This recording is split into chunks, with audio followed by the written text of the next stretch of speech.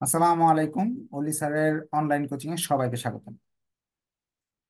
আজ আমরা advanced accounting two এবং অ্যাকাউন্টিং টু এর চ্যাপ্টার 3 কনসোলিডেটেড স্টেটমেন্টের অঙ্ক করব। কিন্তু ক্লাসের শুরুতে আমি একটু আজকে ফাইনাল ইয়ারের কোশ্চেন হয়েছে অ্যাকাউন্টিং থিওরি, এই বিষয় নিয়ে কিছু আলোচনা করব। প্লাস আপনাদের সবচেয়ে জরুরি বিষয় যারা পরীক্ষার্থী তাদের সামনের পরীক্ষাগুলো কিভাবে ভালো করা যায় সেই বিষয় নিয়ে একটু দিক নির্দেশনা দিব। প্রথমে আপনাদের কাছে প্রশ্ন হলো, আপনাদের পরীক্ষা কেমন হয়েছে, ভালো না খারাপ? আপনি একটু কমেন্ট করে বলেন যে পরীক্ষা কেমন হয়েছে, ভালো হয়েছে না খুব খারাপ হয়েছে।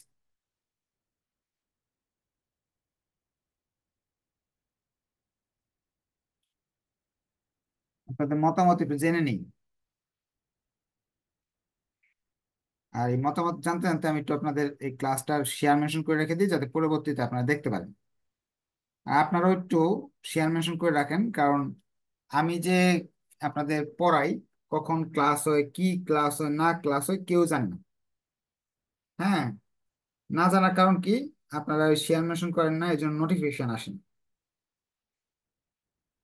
এবং শেয়ার মেনশন করে না দেখে ফ্রি স্টুডেন্টরা, ফ্রি যারা পড়তো আগে, ফ্রি স্টুডেন্টরা সার্ভিস পায় না এখন।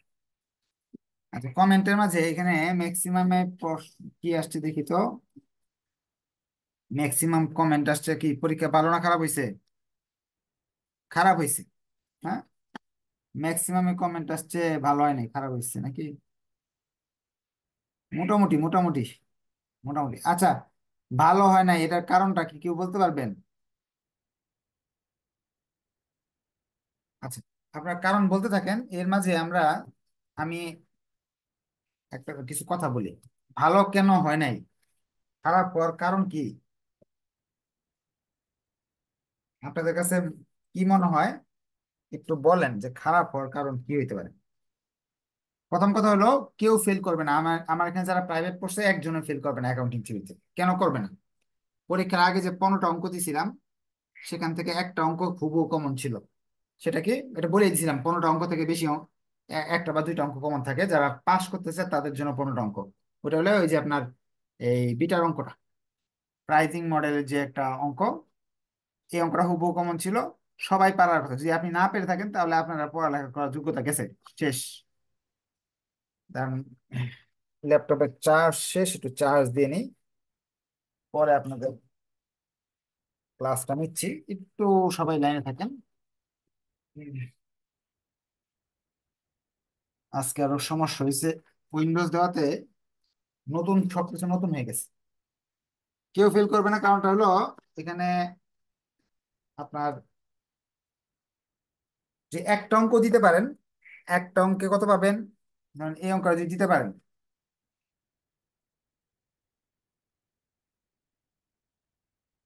এই অঙ্কটা 14 নম্বর অঙ্ক। কথা কথা কি শোনা যাচ্ছে? কথা শোনা যাচ্ছে? একজনও ফিল করবে না, কারণ এটা তো শর্ট সাজেশনে ছিল না। এই অঙ্কটা 15টার মাঝে একটা ছিল, বলাই আসলে যারা ফেল করবে তারা এটা দিবে। এই 14 নম্বর অঙ্কটা যদি আপনি 10 নম্বর পান, সি পার্টে একটা অঙ্কে 10 পান, 10 × 10। আর সি পার্টে থিওরি দিয়েছেন চারটা, ধরে নেন। চারটা থিওরিতে 40-এর মাঝে আপনার যদি 30% নাম্বার ধরেন, 30% পাইবেন। 40-এ 30% কত আসে? 40 অর্ধেক 20, 40% 16, 30% হচ্ছে 12। বি আর এ পার্টের থিওরি মিলে এ পার্টে যদি 7টা যদি হয়, তো এখানে তো আপনার কত আসতেছে? আর বি পার্টে যদি আপনি ধরেন 5 ও 20-এ 5ও পান, 20-এ 5 কত আসে দেখি তো? 12 12 24 34 আসে, 32-এ পাস। তার মানে একটা অঙ্ক যারা দিতে পারছেন, আর থিওরি গুলা যে অনেকগুলা থিওরি আসছে বানায় দিচ্ছেন, তারাও পাস করবেন, ফেল করবেন না কেউ।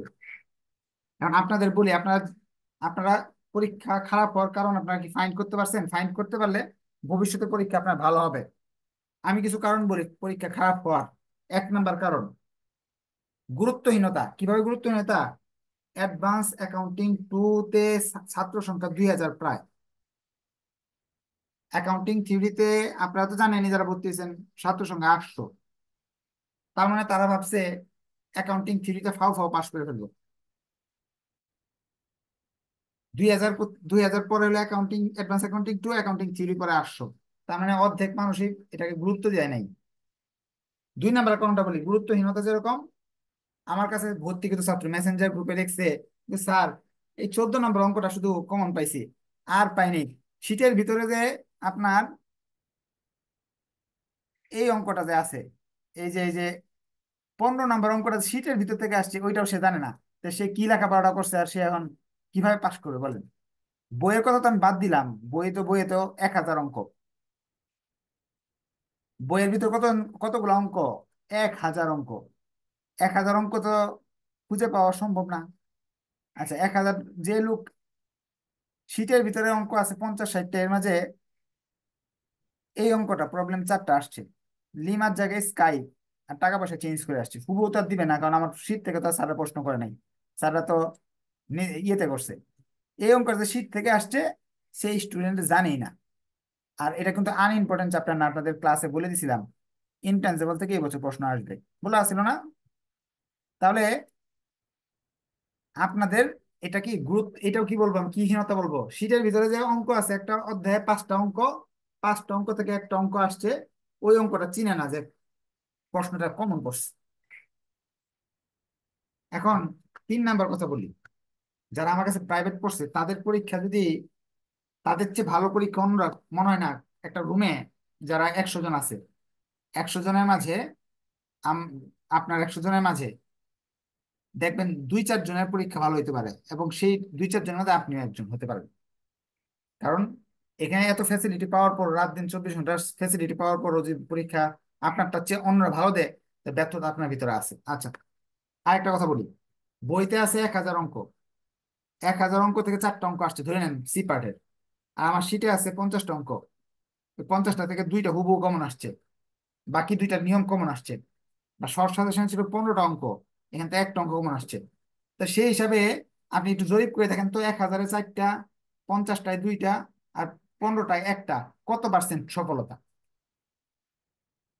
প্রশ্ন যদি সহজ হতো সবই কমন থাকতো। আচ্ছা, এখন আপনার এই জায়গায় একটু কথা, পাশ করবেন ইনশাল্লাহ, কিন্তু ভালো রেজাল্ট করার জন্য বেশি করে পড়তে হবে, হ্যাঁ? যেমন এই অঙ্কটার কথা বলি একটু, প্রবলেম 13 নম্বর অঙ্কটা, হ্যাঁ? প্রবলেম 13 নম্বর অঙ্কটা আপনাদের পারার কথা ছিল, কিন্তু ইনস্ট্রাকশন ফলো করেন নাই আপনারা অনেকেই।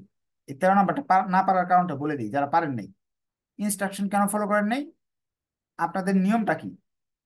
এই যে এখানে ক্যাপিটাল স্ট্রাকচারের অঙ্ক, এই যে 13টা অঙ্ক আছে, এই 13টা অঙ্ক করার পর আপনার কালকে রাতে যে সলভ ক্লাস করলো মানুষরা, বই থেকে শুনেন নাই? বইয়ের এত নাম্বার পৃষ্ঠা, কমার্স পাবলিশন এত নাম্বার পৃষ্ঠা, অত নাম্বার পৃষ্ঠা, অঙ্কটা কত বলছে।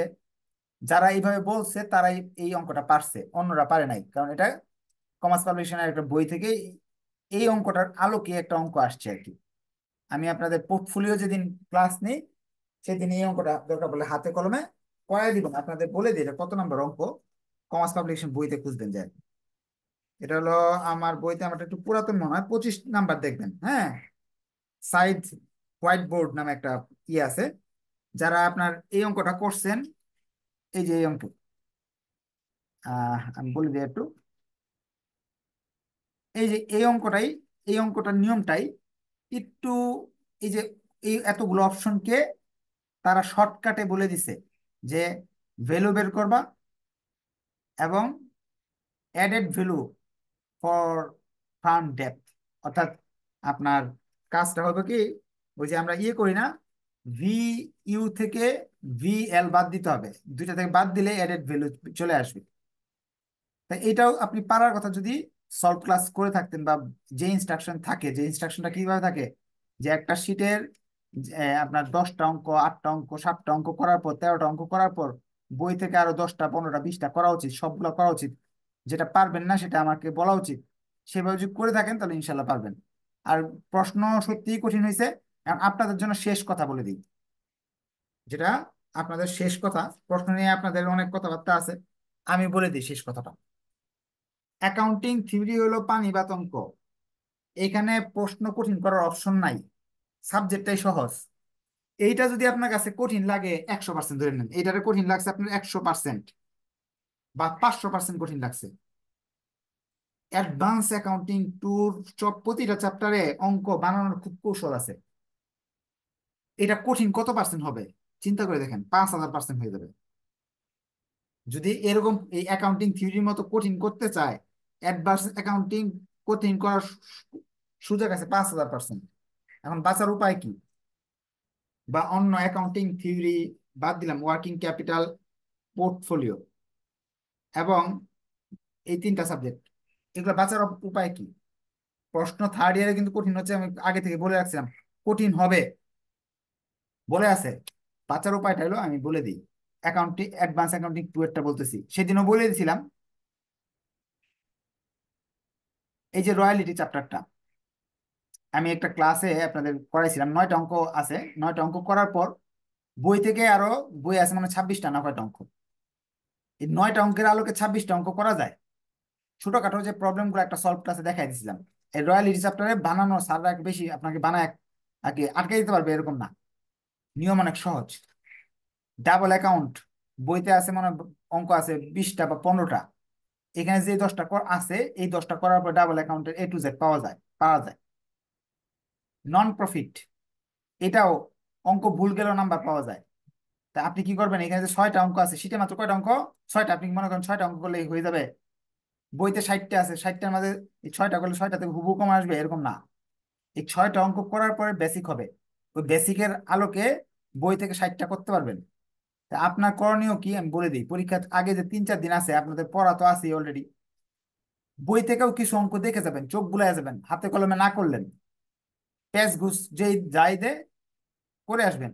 তাহলে রয়্যালিটি, ডাবল অ্যাকাউন্ট এবং নন প্রফিট এগুলো থেকে সারা বেশি একটা পেজ ঘুষ দিয়ে বানায় দিবে না অঙ্কগুলো।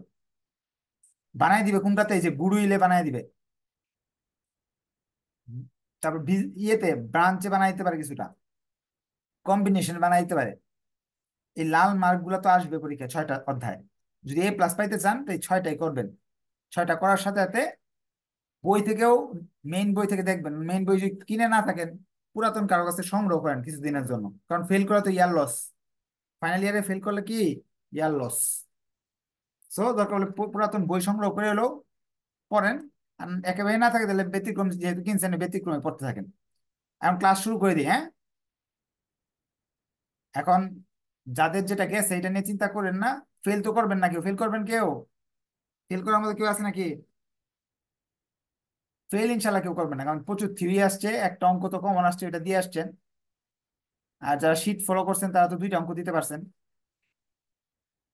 আর আপনারা একটু এই ভিডিওটা শেয়ার মেনশন করেন, তাহলে নেক্সট ক্লাসগুলো ফ্রি পাবেন পরীক্ষার আগে। আপনাদের আমি আরো কিছু ক্লাস ফ্রি নিব। আর যদি আপনারা যদি শেয়ার মেনশন না করেন আর কোনো ক্লাস ফ্রি পাবেন না। এই যে দেখেন, আপনারা শেয়ার মেনশন করেন না বলে আপনাদের অ্যাকাউন্টিং থিওরি শর্ট সাজেশন পান নাই। আর অ্যাকাউন্টিং থিওরি শর্ট সাজেশন পাইলে তো আপনার একটা অঙ্ক হইলেও দিতে পারতেন, ঠিক না? আহ আচ্ছা, একজন লেখছে আপনি শর্ট সাজেশন দেওয়া বন্ধ করেন, পোলাপান সব রেখে শর্ট সাজেশন ফলো করে, ধরা খাইছে। আপনার লেকচার শিটে কিছু নিয়ম সংযোজন করেন। আচ্ছা, এখন আপনাদের কথা একটু বলি। যেই কমেন্টটা করছে তার জন্য বলতেছি, আমি কোনো পারতে শর্ট সাজেশন দেই না। আর ন্যাশনাল ইউনিভার্সিটির ছাত্ররা আরামে ঘুমায় ঘুমায় লেখাপড়া করে না আপনার মতো। শুয়ে বসে কেউ এখানে লেখাপড়া করে না। সবাই কেউ কোনো জব করে, পার্ট টাইম জব করে, বিয়ে করে ফেলছে, সংসার আছে, কলেজে যাইতে পারে না। মানে আপনি এরকম স্টুডেন্ট যে আপনি 24 ঘন্টা কলেজে স্যারের কাছে বসে থাকতে পারেন। হ্যাঁ, বই নিয়ে কাজ আপনার কাজ, বাবার অনেক ধন সম্পদ আছে। আর এখানে যারা পড়ে, যে কমেন্ট করছে তাকে বলতেছি, এখানে যারা পড়ে 100 জনের মধ্যে 90 জন আমার কাছে পড়ে, তারা কর্মজীবী ব্যক্তি। তারা ওই শর্টকাটটাই, শেষ দিনে শর্টকাটটা ইউজ করে একটা অঙ্ক বা 2টা অঙ্ক দিয়ে, একটা বা 2টা অঙ্ক দিয়ে সে কি করবে, পরীক্ষা পাস নাম্বারটা চায় সে।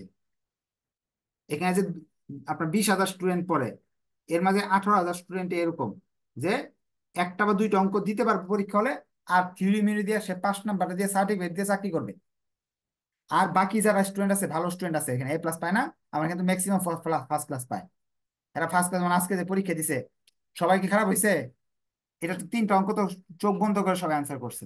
আজকে পরীক্ষায় এই অঙ্কগুলো 4টা অঙ্কই আনসার করছে। আমার আমার যে স্টুডেন্ট আছে অনেকেই 13 আনসার করছে। এটা পারছে, বই থেকে আসছে, এটা কমার্স পাবলিকেশন, এটা শীত থেকে আসছে, এটা শীত থেকে আসছে। এই অঙ্কটা বানায় দিয়ে দিলে কি হবে? এটাকে আনসার করে না, যে যে ছাত্র দিছে এখানে দাগ মারা এটা ছাত্ররাই দিছে। তো এরা আনসার করছে কিভাবে? সবাই যে আপনার শর্ট সাজেশনের জন্য বসে থাকে এরকম না, এখানে হাজার হাজার স্টুডেন্ট পড়ে। আর আপনার আমাকে ফলো করার দরকার নাই, আপনি অন্য ছাত্রকে ফলো করেন, বাসায় বসে বসে পড়েন। কথা হলো কি জানেন, কিছু স্টুডেন্ট আছে অকৃতজ্ঞ।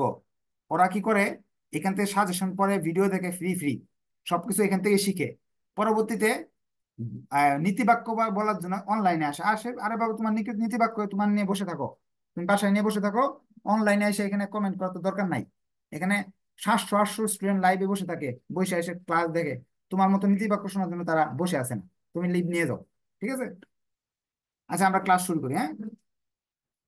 তোমার যদি মনে হয় এই ভালো লাগতেছে না, চলে যাও, অন্য অন্য কোনো সার্ভে দেখো, এখানে অলি স্যারের কাছে লাইভ ক্লাস দেখার দরকার নাই। আর মানুষের আপনার কি আরেকটা কথা, আপনি কি ছোট বাচ্চা এখানে যে আসছেন লাইভে, শত শত মানুষ, এরা কি বাচ্চা মানুষ যে ক্লাস 5-এর বাচ্চা আমি ডাক দিলাম এই শর্ট সাজেশন দিব চলে আসো, সবাই চলে আসবেন? নিজের ভালো সবাই নিজে বুঝে, নিজের ভালোটা সবাই নিজেরা বুঝে। যে ছোট বাচ্চা, যে বাচ্চাদের ডাইকে নিয়ে এসে বসছি, তারা আমাকে ফলো করে তারা ধ্বংসের দিকে যাইতেছে। আপনাকে বলছে কেন এনে আসতে? প্রবলেম 3 করবো আমরা, হ্যাঁ? এই চ্যাপ্টারের অঙ্কগুলো আমরা 8টা স্টেপের মাধ্যমে অঙ্কটা করা হয়। 8টা স্টেপ যদি ভুলও হয়, তারপরে আমার এখান থেকে কিছু না কিছু নাম্বার পাওয়া যায়। এই জন্য এই চ্যাপ্টারটা আমরা করি। প্রবলেম 3 করব, 8টা স্টেপ ভালো করে শিখে নেবেন আপনারা, হ্যাঁ? From the following particulars prepare a consolidated balance sheet showing relevant working. বলছে এখান থেকে এই অঙ্কগুলা, এখান থেকে এখানে 2টা কোম্পানি দেওয়া আছে। একটা হলো বড় কোম্পানি এইচ লিমিটেড, এটা বড় কোম্পানি। এস লিমিটেড হলো ছোট কোম্পানি। ছোট কোম্পানির শেয়ারগুলো বড় কোম্পানি কিনে নেয়। কিনে নেওয়ার পরে 2টা কোম্পানি এক হয়ে যায়। এক হলে একটা ব্যালেন্স শিট তৈরি করতে হয় 2টা কোম্পানি মিলে, এটাকে বলা হয় কনসোলিডেটেড ব্যালেন্স শিট। আগের 1 নাম্বার ক্লাসে এগুলো নিয়ে বিস্তারিত আলোচনা করা হয়েছে। আজকে শুধু শুধু অঙ্ক সমাধান করা শিখাবো, হ্যাঁ? আমরা এই এখানে কিছু সমন্বয় দেওয়া আছে, দিয়ে তারা বলছে যে 2টা কোম্পানিকে একসঙ্গে করেন, করলে কি রিলেভেন্ট ওয়ার্কিং দেখায় একটা ব্যালেন্স শিট তৈরি করে দেখাতে হবে। এটা করার জন্য আমরা প্রথমে যা করব, আমরা এটার সাজেশন টাজেশন যা আছে নেক্সট ক্লাসগুলোতে আহ বলা হবে, হ্যাঁ? আজকে ক্লাস শুরু করে দিলাম। প্রবলেম 3 করতেছি, ওয়ার্কিং 1। এখানে আমরা ফার্স্টে আমাদের হোল্ডিং রেশিও বের করবো। হোল্ডিং রেশিও মানে কে কতটুকু কিনছে। 2টা কোম্পানি, 2টা কোম্পানির মাঝে কার কতটুকু অংশ আছে। হোল্ডিং রেশিও, জায়গা তো কম, উপরে করতেছি আমরা, হ্যাঁ? Holding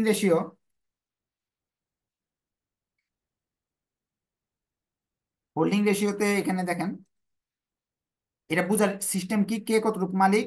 invest in share S, S শেয়ারে আমি 2,60,000 টাকা বিনিয়োগ করছি। এই জায়গায় ব্যালেন্স শিটে এখানে খুঁজে দেখবেন 2,60,000 টাকা দিয়ে আপনার এস শেয়ারের শেয়ার কিনছি আমরা।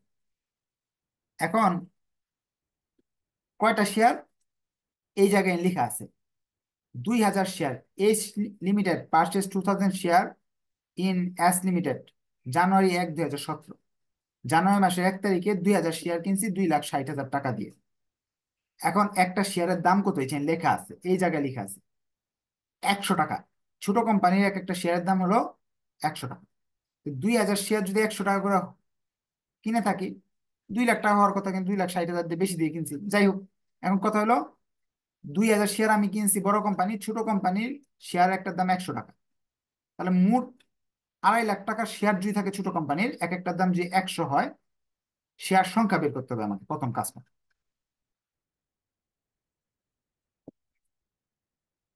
হোল্ডিং রেশিও, বড় কোম্পানি এবং ছোট কোম্পানির শেয়ারের সংখ্যা।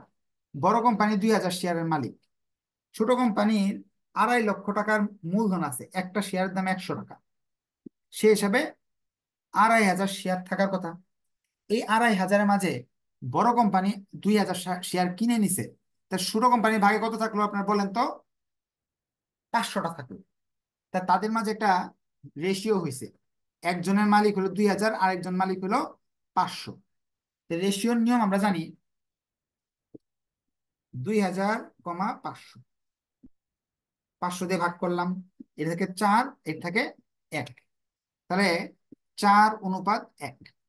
প্রতিটা অঙ্কে এটা করতে হবে, যে 8টা স্টেপ করতেছি, যেই অঙ্ক আসুক, পৃথিবীর যে যত কঠিন অঙ্ক আসুক, এই 8টা স্টেপ করে আপনাকে অঙ্কটা করতে হবে। তাহলে প্রথম স্টেপে আপনাকে করতে হবে বড় কোম্পানি এবং ছোট কোম্পানির লাভ লোকসান বন্টনের অনুপাত। ধরেন 1 লাখ টাকা যদি লাভ হয়ে থাকে বা 5,000 টাকা লাভ হয়েছে, তা বড় কোম্পানি নিবে 4,000 টাকা এই 5,000 টাকার মাঝে, আর ছোট কোম্পানি নিবে 1,000 টাকা। এই রেশিওটা আমি বের করলাম। আপনারা বুঝতে পারলে একটু কষ্ট করে ওকে লিখে দেন যে স্যার বুঝে গেছি।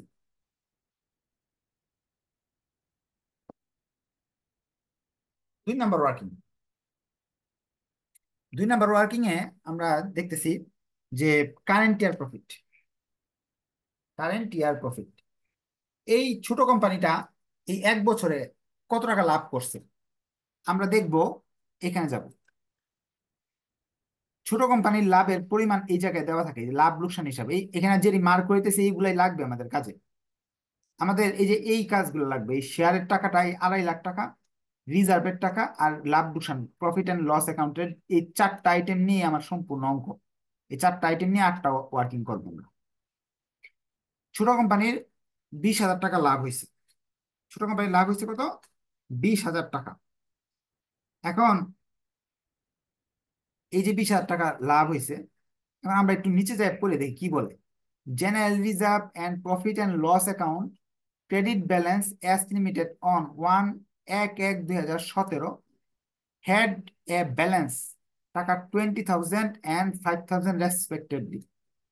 বলতেছে আমাদের জেনারেল রিজার্ভ এবং প্রফিটের এবং লস যখন যেদিন কিনছিল, বড় কোম্পানি ছোট কোম্পানিটা যখন কিনছে, তখন এদের অবস্থা ছিল, জেনারেল রিজার্ভ ছিল 20,000, আর আপনার 5,000 ছিল প্রফিট অ্যান্ড লস অ্যাকাউন্টের ব্যালেন্স।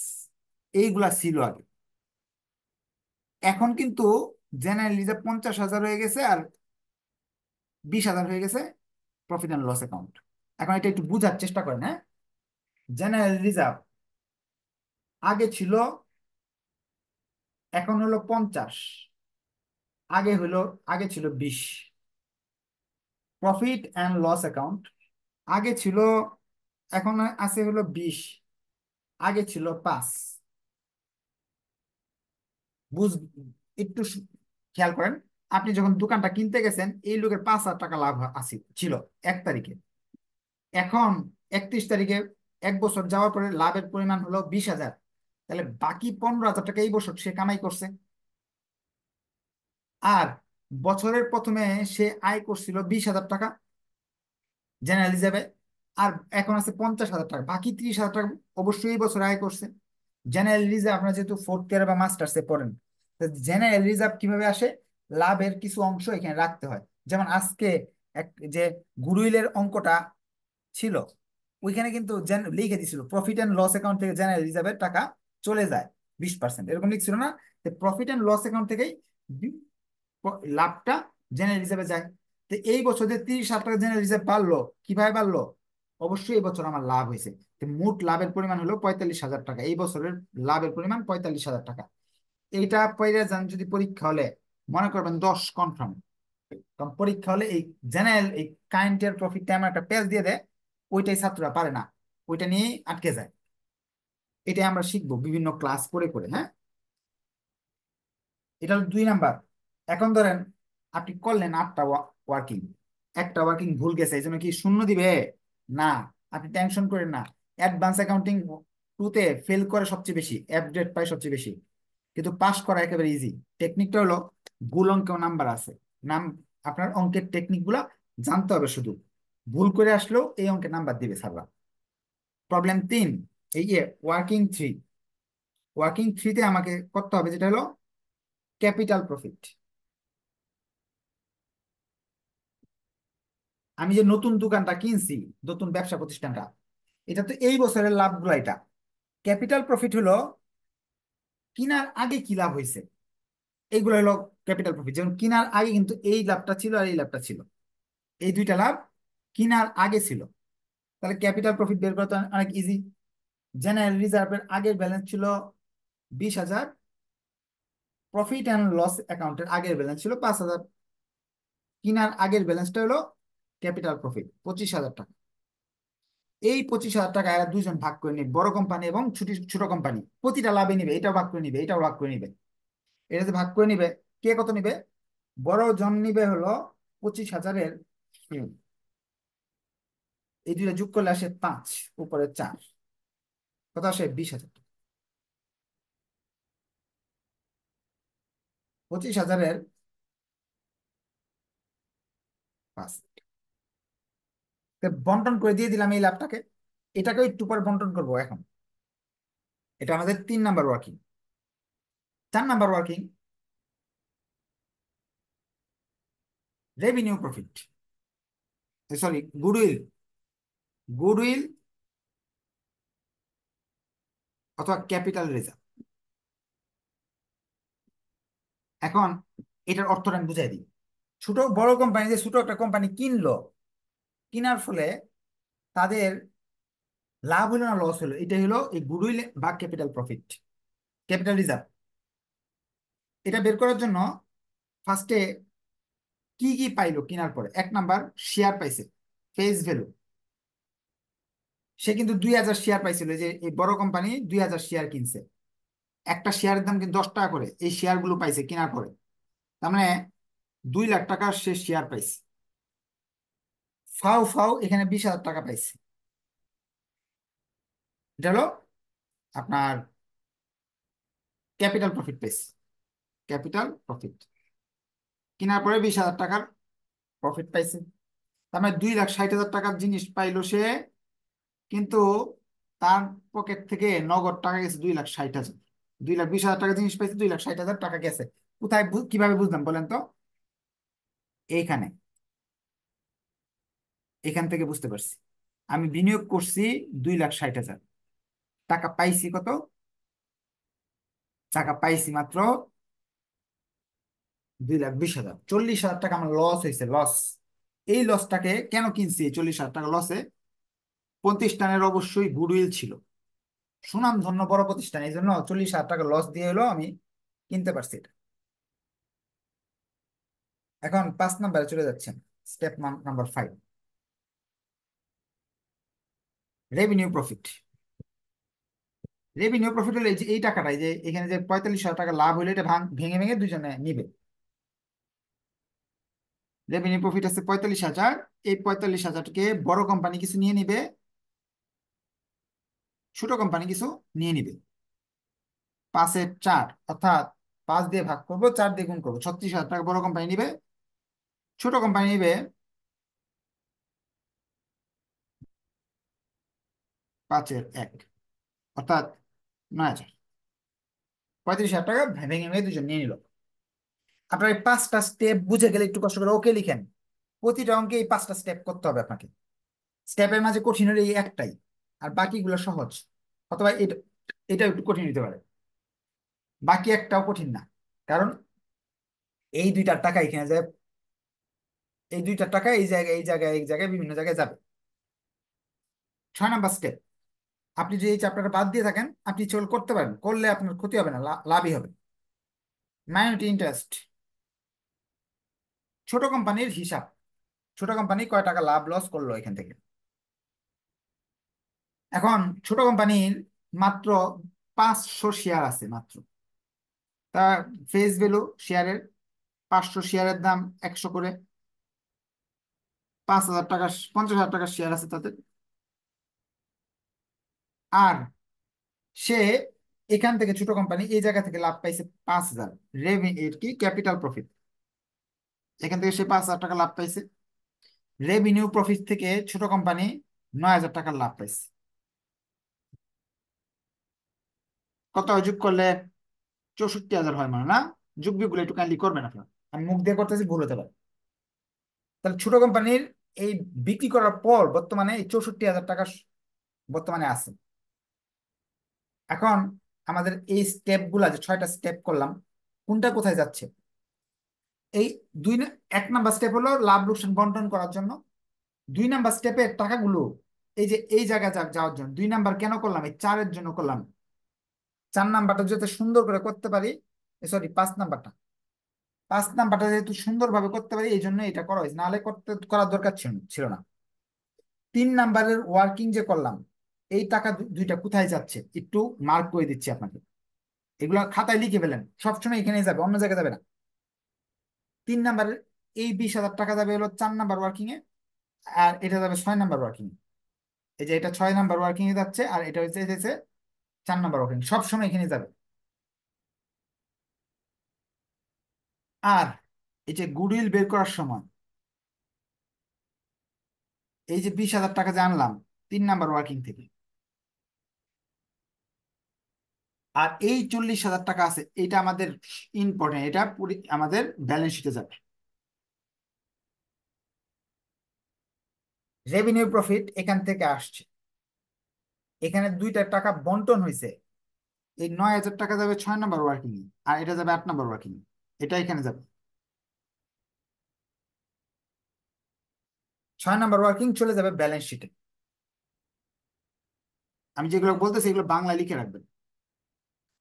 এখন আমাদের এর পরের অংশ করতে যাচ্ছি, এটা মুছে ফেলতেছি। এই অংশে আমরা 7 number working, unrealised profit. Unrealised profit এটা প্রশ্নে দেওয়া থাকে এই জায়গায়।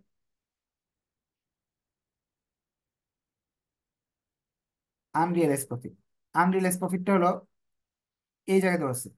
স্টক অফ এইচ ইনক্লুড টাকা 5,000 on which S made profit 1,250 টাকা। বলছে 5,000 টাকার মাল আছে এইচ এর কাছে। এই যে এখানে যে আমাদের মালগুলো আছে স্টক, একজন আরেকজনের কাছে বিক্রি করছে, এই মালের ভিতরে 1,200 টাকা লাভ আছে। লাভটা তো বিক্রি করার পরে পাওয়া যায়, এর আগে তো আর পাওয়া যায় না। তো তারা লাভ সহ এখানে লিখে রাখছে। তাহলে এই যে 1,250 টাকা যে লাভ আছে, এই লাভটা আনরিয়েলাইজ প্রফিট বলা হয়, বিক্রি করলে এটা আসার কথা। এর আগে লেখা আছে এই 1,250। 8 নাম্বার স্টেপ, প্রফিট, নিচে দেখি একটু, প্রফিট অ্যান্ড লস। বড় কোম্পানি, বড় কোম্পানি প্রফিট অ্যান্ড লস করতেছে, এটা এটা টাকা প্রশ্নে দেওয়া থাকবে সবসময় এই জায়গায়। 50,000 টাকা প্রফিট অ্যান্ড লস, 50,000 টাকা দেওয়া আছে বড় কোম্পানি, এই যে এইচ লিমিটেড। এই 50,000 টাকার কাজ কি? এইখানে লিখবো 50,000 টাকা। লেখার পর আমাদের ইয়েতে এই যে রেভিনিউ প্রফিট যে পাইলাম, এই যে 8 নাম্বার ওখানে লিখে রাখছি, যোগ করব। রেভিনিউ প্রফিট 36,000 যোগ করব। আর আনরিয়েলাইজ প্রফিট আছে এই যে 1,250, আনরিয়েলাইজ প্রফিট 1,250 বাদ দিব। এটা আমাদের ওয়ার্কিং নাম্বার 5 থেকে আসছে, এটা ওয়ার্কিং নাম্বার 7 থেকে আসছে। কত আসে যোগ বিয়োগ করলে বের করেন তো দেখি। আসে হলো 86,000 থেকে 1,000 বাদ দিলে 85,000, 84,750 টাকা। এই জিনিসটা ব্যালেন্স শিটে যাবে, এই 3টা জিনিস ব্যালেন্স শিটে যাবে। আর বাকি যে 5টা জিনিস এগুলো আমার দরকার নাই, এগুলো আমি মুছে ফেলতেছি। ব্যালেন্স শিটটা করা একেবারে ইজি, এই 8টা ওয়ার্কিং আমাদের দরকার।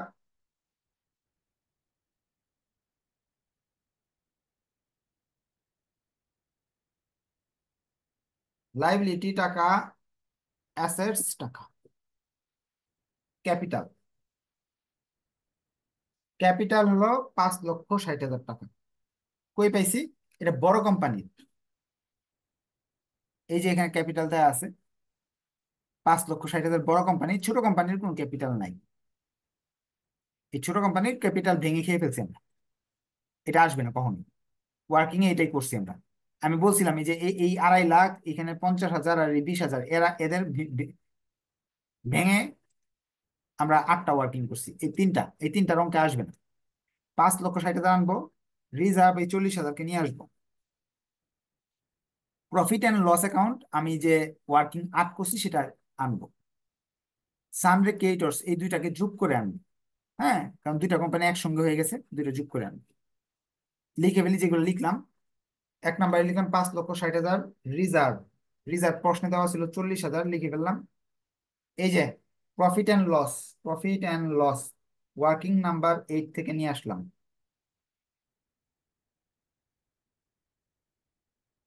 সানডে ক্রেডিটর, দুই কোম্পানিটা বড় কোম্পানি ছোট কোম্পানি যোগ করে লিখলাম 70,000। 20 আর মনে হয় 50,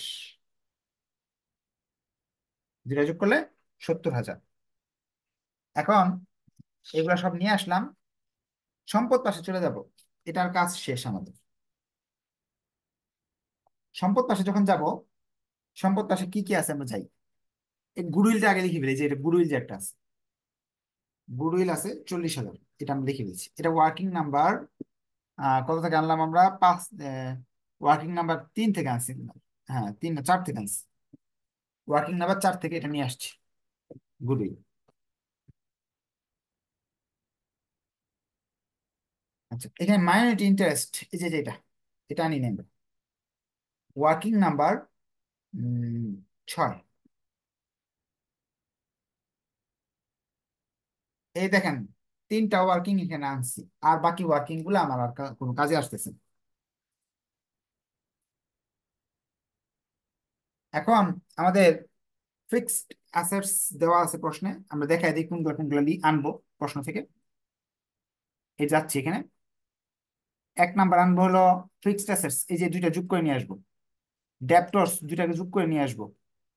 ইনভেস্টমেন্ট তো আনবোই না, কারণ ইনভেস্টমেন্ট টাকা তো কাটাকাটি হয়ে গেছে যে মূলধনের সঙ্গে, এটা আনবো না। স্টক, দুইটা যোগ করে আনবো। ক্যাশ, দুইটা যোগ করে আনবো। শুধু স্টকের ক্ষেত্রে একটা সমন্বয় আছে, এই দুইটা স্টকের ভিতরে 1,250 টাকা মুনাফা আছে, এটা বাদ দিয়ে দিতে হবে শুধু, আর কোনো কাজ নেই। তার মানে এই সবগুলো যোগ করে একটা সাথে একটা যোগ করে করে আনবো। আর এই স্টকটা থেকে এই 90,000 হলে দুইটা যোগ করে 90,000 থেকে এটা বাদ দিয়ে দিব, আর কিচ্ছু কাজ নেই।